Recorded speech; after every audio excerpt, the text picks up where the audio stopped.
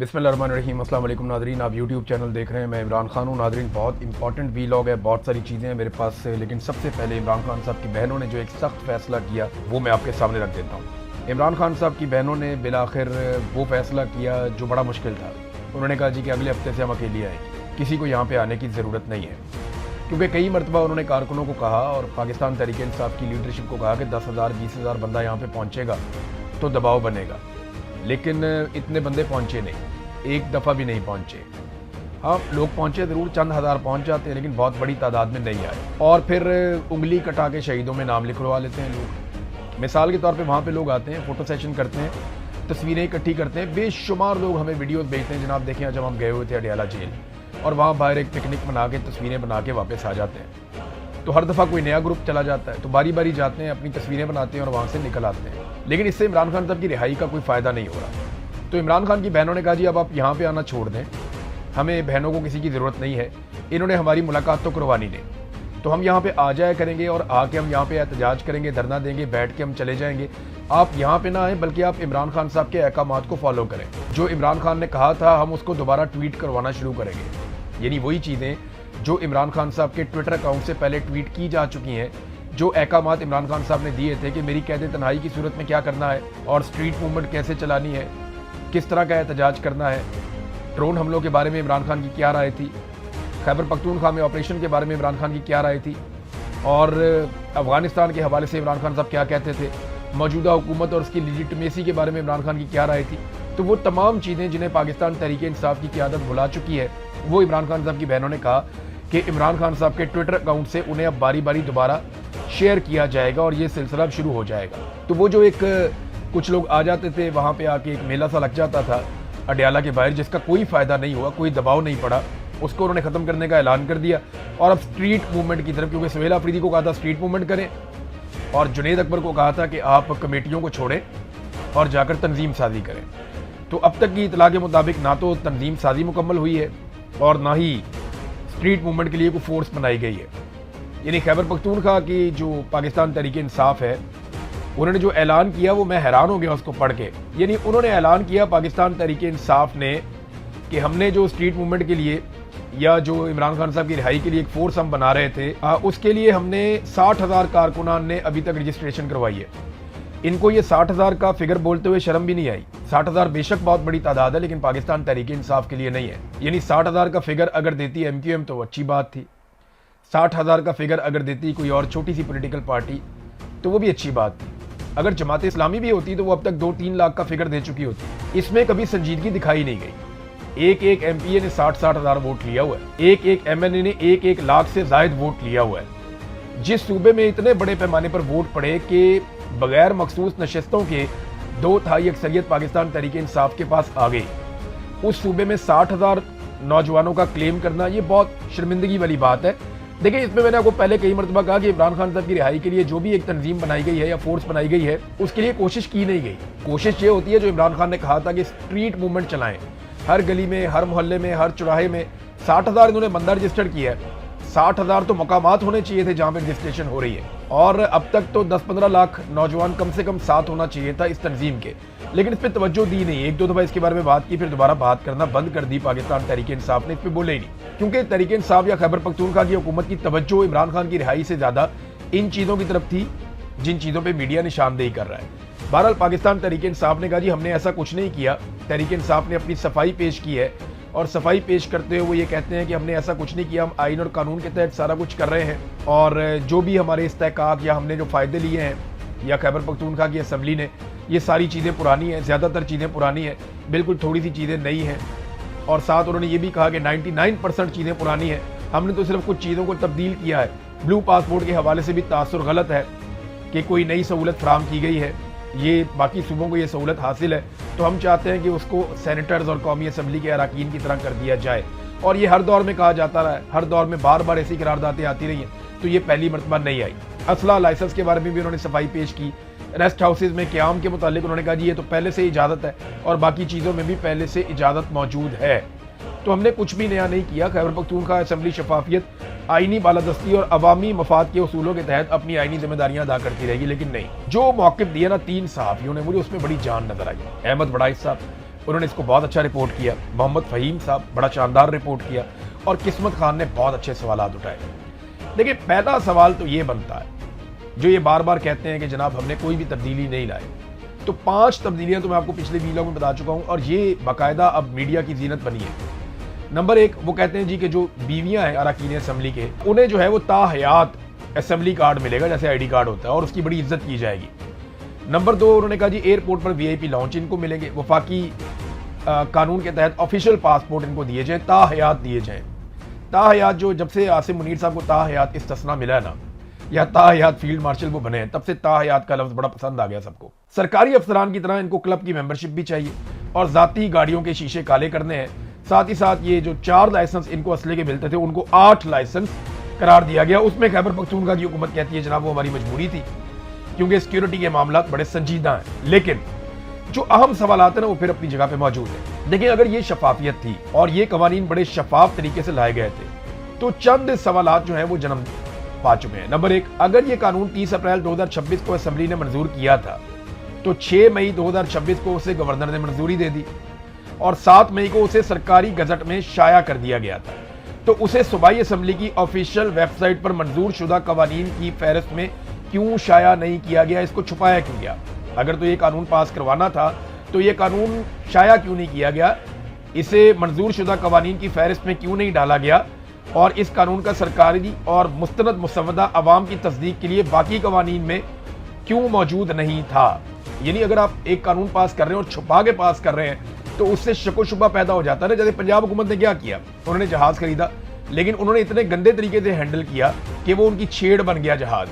اب وہ پریشان ہے.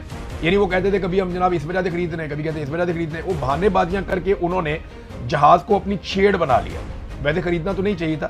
اسی طرح انہوں نے جتنا چھپایا اس قانون سازی کو, اس سے یہ صورتحال پیدا ہو گئی ہے. پھر ایک اور جو چیز اٹھی وہ یہ ہے کہ کوئی بھی رکن اسمبلی ہوگا جس کو لگے گا اس کا استحقاق مجروح ہو گیا ہے, تو اس پہ کارروائی کے لیے ایک جوڈیشل کمیٹی قائم کی جائے گی اسمبلی کے اندر. یہ کمیٹی اسمبلی کے استحقاق سے متعلق جرائم پر فیصلہ کرنے اور سزائیں سنانے کا اختیار رکھتی ہوگی. یہ کیا جائے گا. قانون کے مطابق پہلے کمیٹی جائزہ لے گی کہ آیا کسی شخص نے اسمبلی, اس کی کمیٹی یا اس کے کسی رکن کا استحقاق کی خلاف ورزی کی ہے یا نہیں. اگر خلاف ورزی ہوئی ہے تو معاملہ جوڈیشل کمیٹی کو بھجوا دیا جائے گا.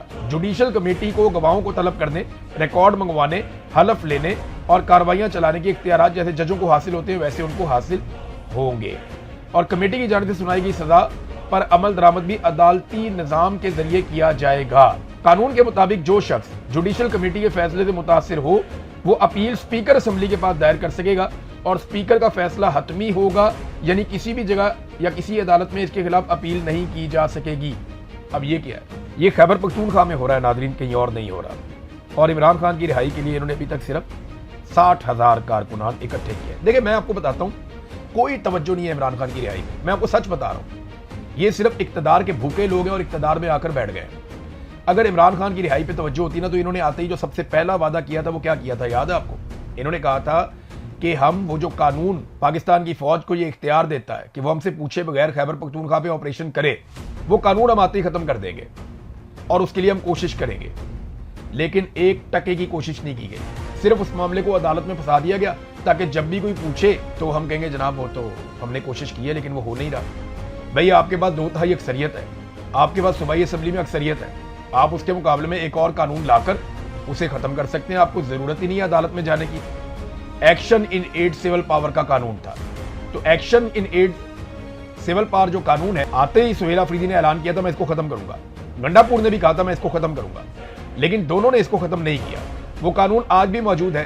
اسی قانون کے تحت خیبر پختونخوا کے 3 سے 4 ڈیفرنٹ ایریاز میں نے آپ کو پچھلے ویلاگ میں بتایا بھی, وہاں پہ ملٹری آپریشنز ابھی بھی جاری ہیں, جبکہ عمران خان صاحب کا موقف کچھ اور تھا. تو یہ حکومت خود آپریشنز کروا رہی ہے جبکہ عمران خان صاحب آپریشنز کے خلاف تھے.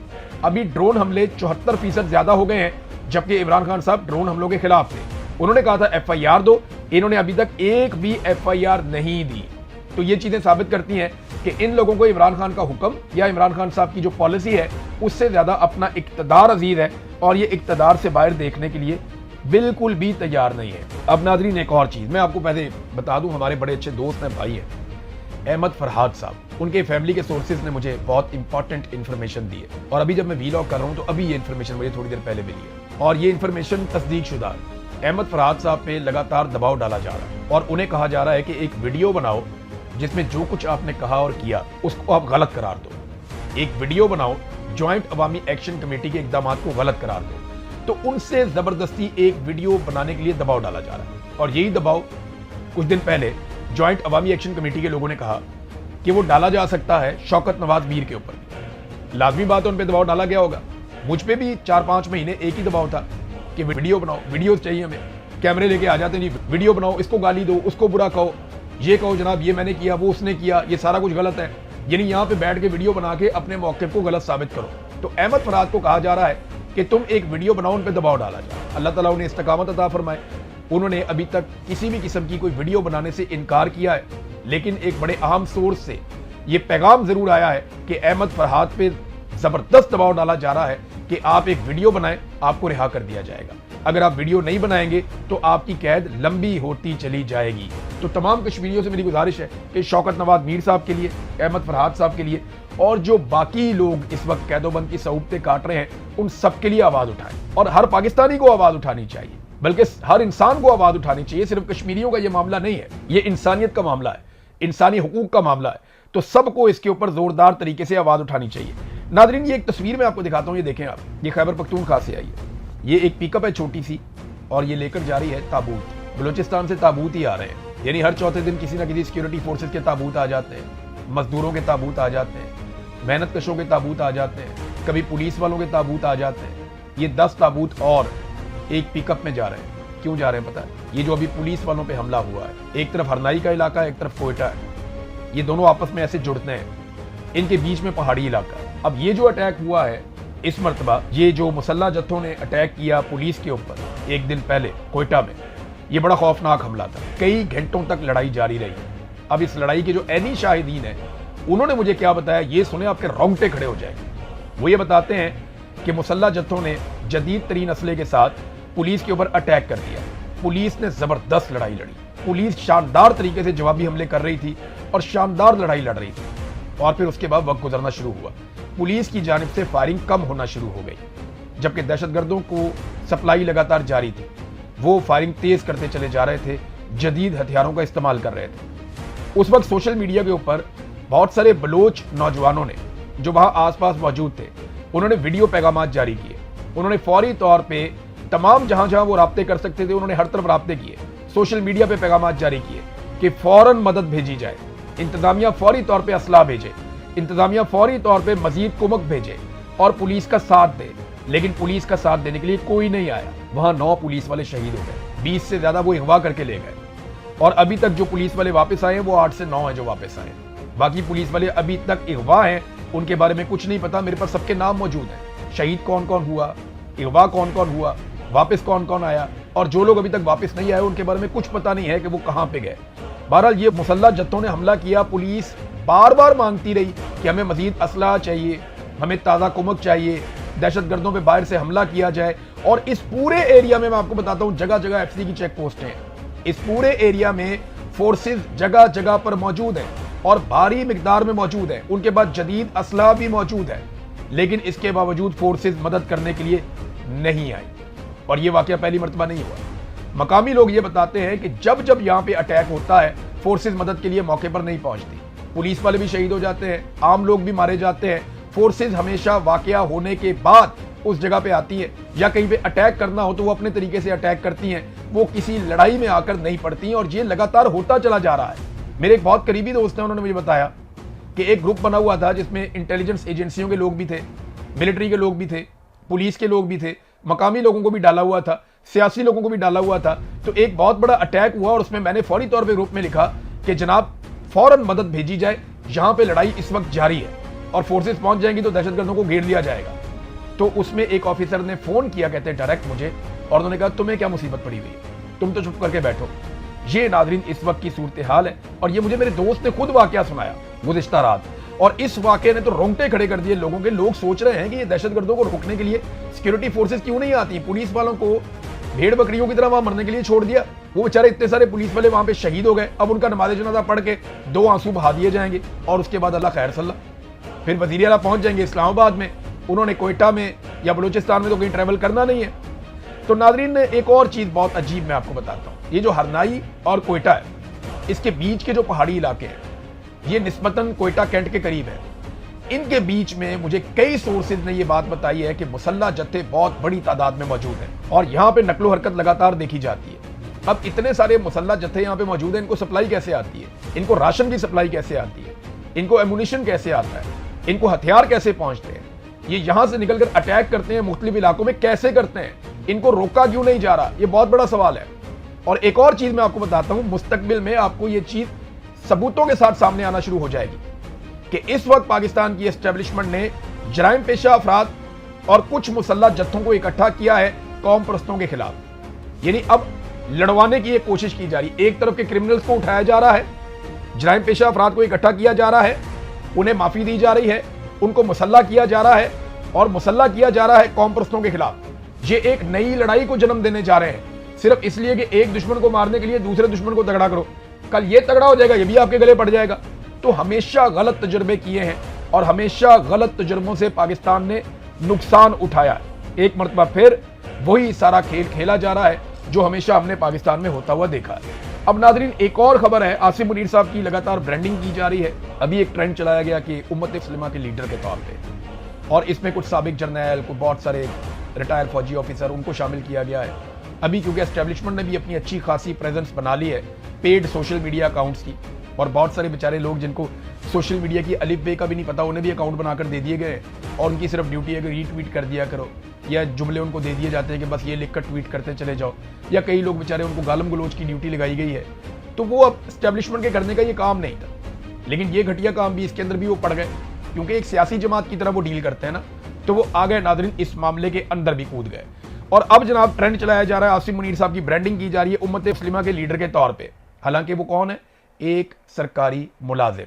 वो एक दिन रिटायर हो जाएंगे और फिर पाकिस्तानियों को उम्मत मुस्लिमा का एक नया लीडर मिल जाएगा। ताहिर अशरफी साहब जो है ना, इन जैसे लोगों को आसिम मुनीर साहब की रिटायरमेंट के बाद आलम इस्लाम का एक नया रहबर मिल जाएगा।